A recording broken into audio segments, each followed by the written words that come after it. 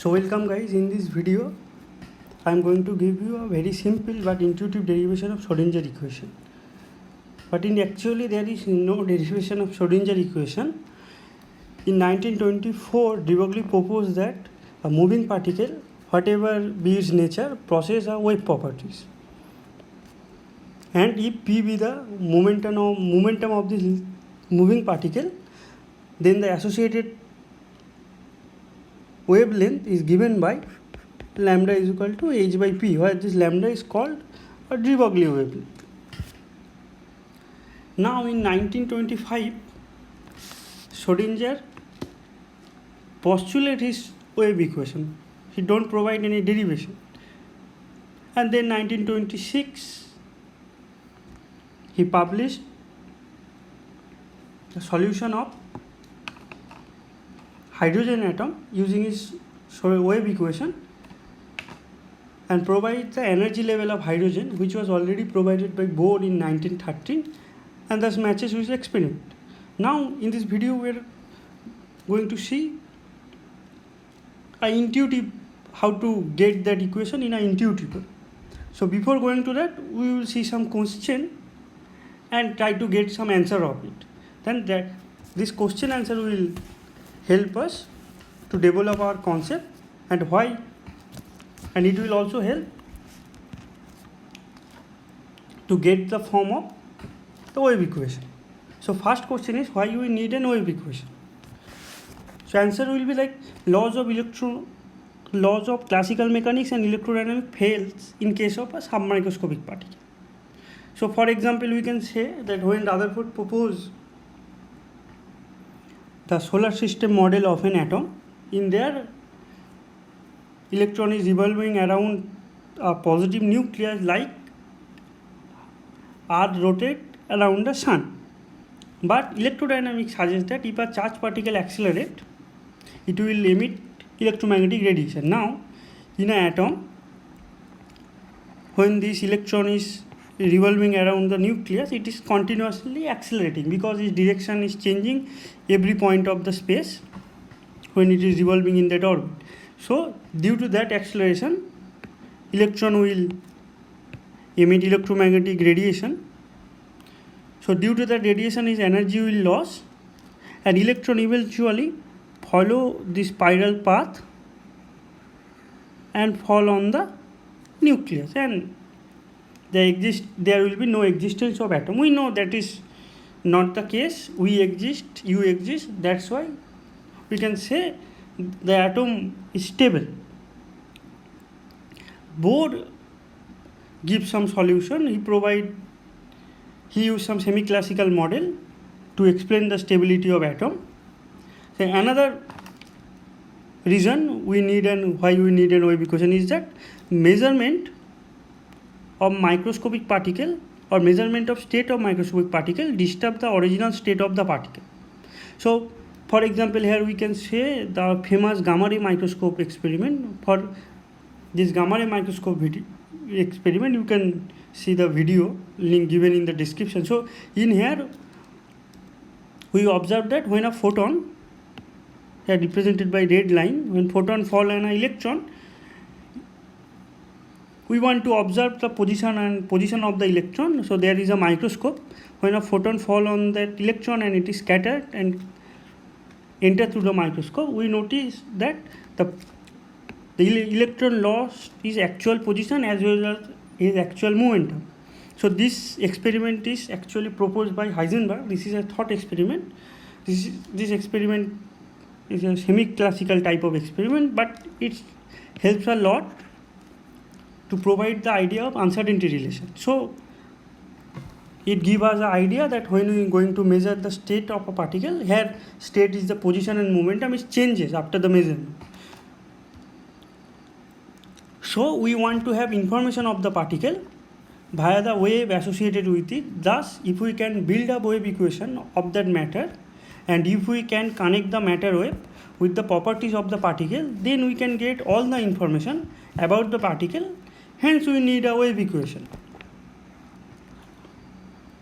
Now came to next question, the one most important question here, that how a matter wave is created.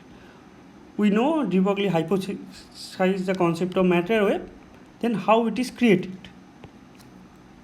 So we know that some quantity mass varies with space and time to create wave.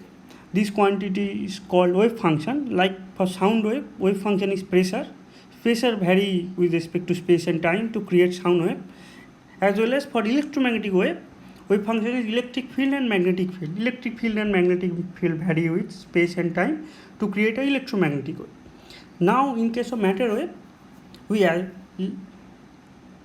we consider or we let that psi, this is the wave function, psi is the wave function which is a function of space and time, which is varying with respect to space and time, but we don't know what the psi is. Like for electromagnetic wave, it is electric field and magnetic field. For matter wave, we don't know what is, but something which change with respect to space and time, that we call here psi. Now came to next question, what will be the nature of a wave equation? But before answering this question, let us see the wave equation for an electromagnetic wave as well as wave equation for an acoustic wave.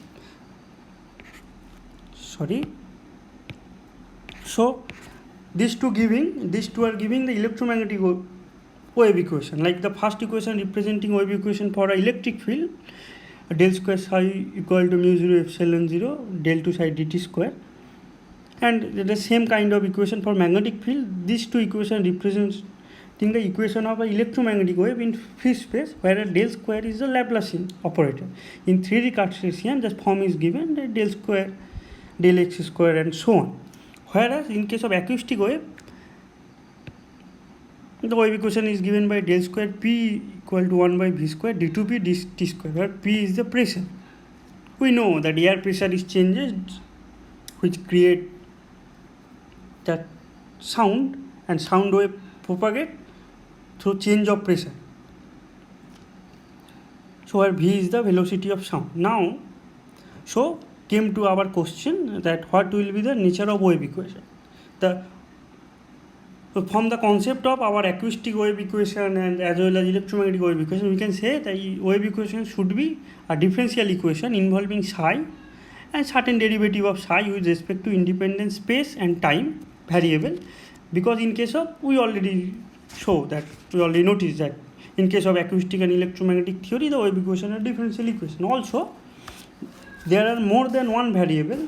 The wave function must be, the wave equation must be a partial differential equation. Now came to the fourth question, that what are the requirements the wave equation must satisfy. So wave equation, it must consist with the following relation and following equation. It must be consistent with the quantum condition E is equal to h nu as well as the de Broglie condition. The lambda is equal to, or de Broglie relation, lambda is equal to h by p. This is the first requirement. The second requirement is the total energy of a particle will be given by the kinetic energy of particle, the p square by 2m term, and as well as potential energy. Now the third requirement is that, which is one of the most important requirement, that wave equation must be linear in psi. That means if psi 1 and psi 2 are two different wave solution to the equation for a given potential V, then any arbitrary linear combination of this solution, psi equal to C1 psi 1 and C2 psi 2 is also a solution. Actually, this linearity requires to ensure that we shall be able to add together wave function to produce constructive and destructive interference. Like we know two experiments. One is J.P. Thomson experiment, which is kind of we can say the electron diffraction experiment, where an electron beam, after passing through this positive electrode, which energizes, fall on a very thin gold plate. Then we notice this electron diffraction pattern. The same pattern is obtained by X-ray diffraction experiment. So here electron beam actually behave as a wave, and this give us a proof of a de Broglie hypothesis. But we can explain diffraction. In case of optics, we can explain diffraction by adding the electric field. Also, if we consider the double slit experiment, in case of optics double slit experiment, we consider there is a two electric field, E is equal to say 0 sine omega t, another is E2 is E0, same amplitude, sine omega t plus phi. Ultimately, after superposition of these two electric field, ultimately when we notice the intensity came out to be some say E0 square and then cos square phi by 2 term. So let me write it. That intensity is coming like in case of a Young double slit experiment, or in case of optics, is coming like some 4 E0 square cos square phi by 2 and then some sine square omega t plus phi by 2 term. Or we can write in simple, we can write the intensity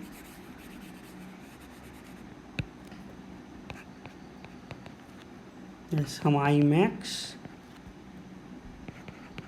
into cos square phi by 2, where cos phi is the phase difference, and that phi phase that can be given by some like that phi term contain the width of the slit, the wavelength of the light used, and so on. So this is a very well known relation.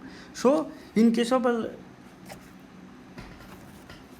Young double slit experiment where we notice the wave properties of light, we show that we need to add or subtract electric field.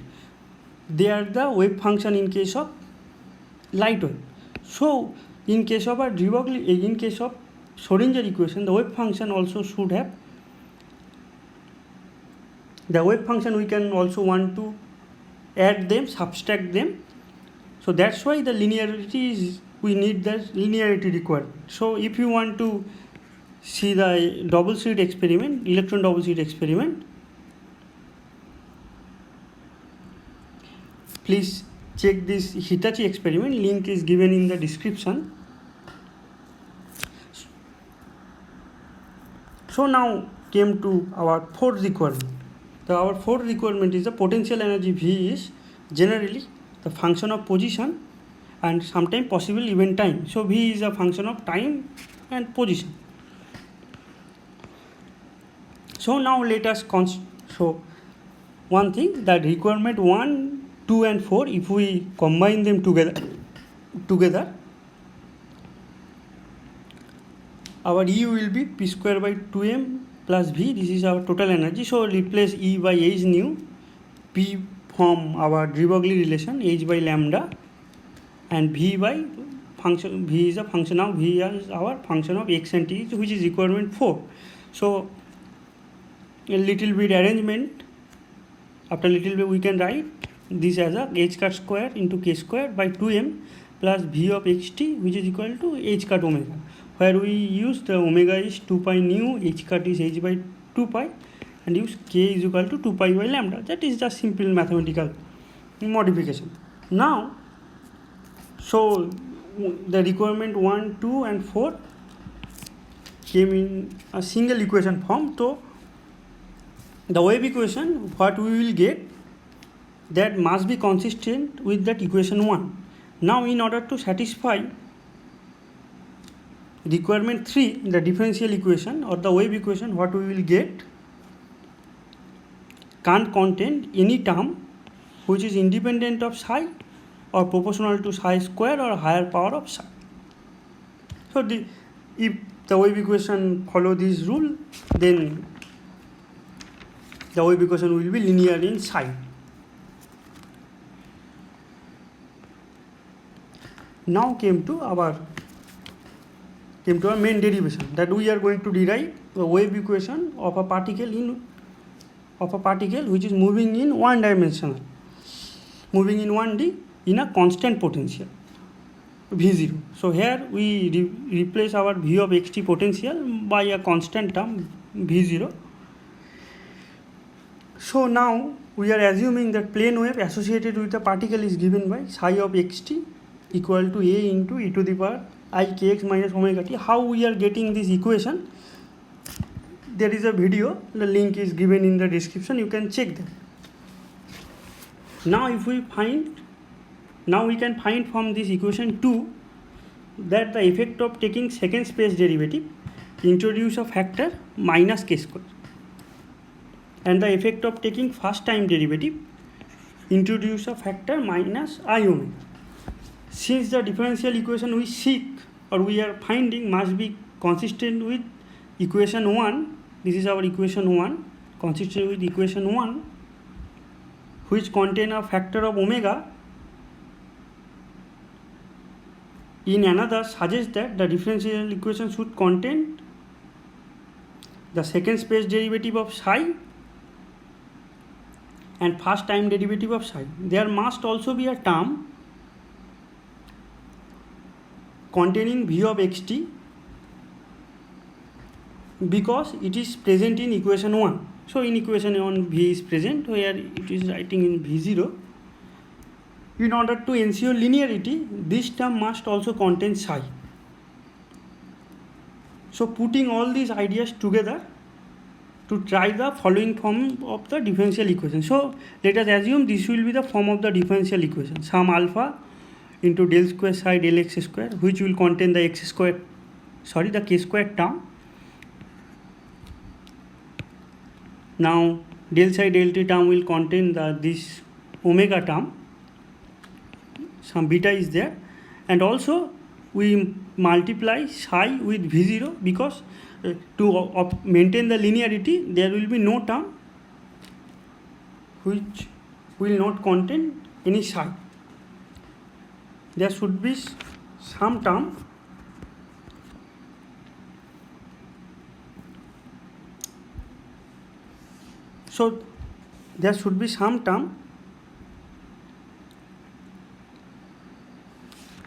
which is dependent on psi.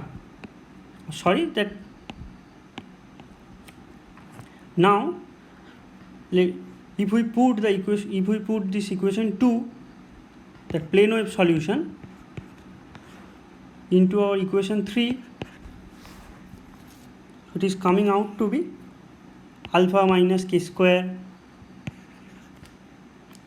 a e to the power I kx minus omega t, then v0 into this plane wave solution, and after first derivative give me minus I omega t, beta is there, and this is the plane wave solution. So after this, all these three terms, this plane wave term will cut out, then this is our equation 4, that minus alpha k square plus v0 equal to minus I beta omega.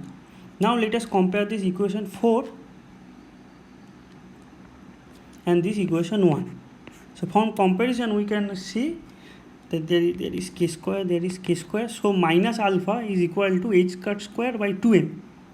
So minus alpha is h cut square by 2m, again back to this form, and this, if we consider that the h cut is equivalent to minus I beta. So h cut is equivalent to minus I beta. Now we can write beta equal to I h cut and alpha is minus h cut square omega. Now put back this value of alpha and beta into our equation 3. So it will give us minus h cut square by 2m into del square psi del x square plus v0x equal to I h cut del psi del t. Now we postulate that if we replace, or now we postulate that if v is not a constant but a function of x and t, this equation remain true. So if we replace v0 by v of xt, this equation remain true. This is our postulate. So this give us the time dependent Schrodinger equation in 1D. Now the obvious extension of the Schrodinger equation in 3D will be that we have to replace that this del square del x square term by the Laplacian. In 3-dimensional we already show, in Cartesian 3D our Laplacian will be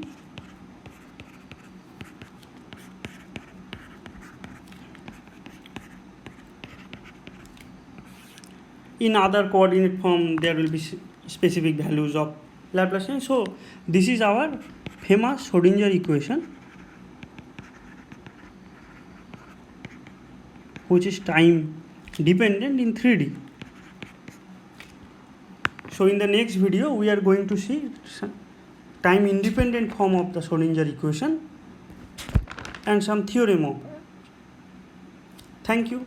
If you like the video, please like it and share and subscribe. Thank you.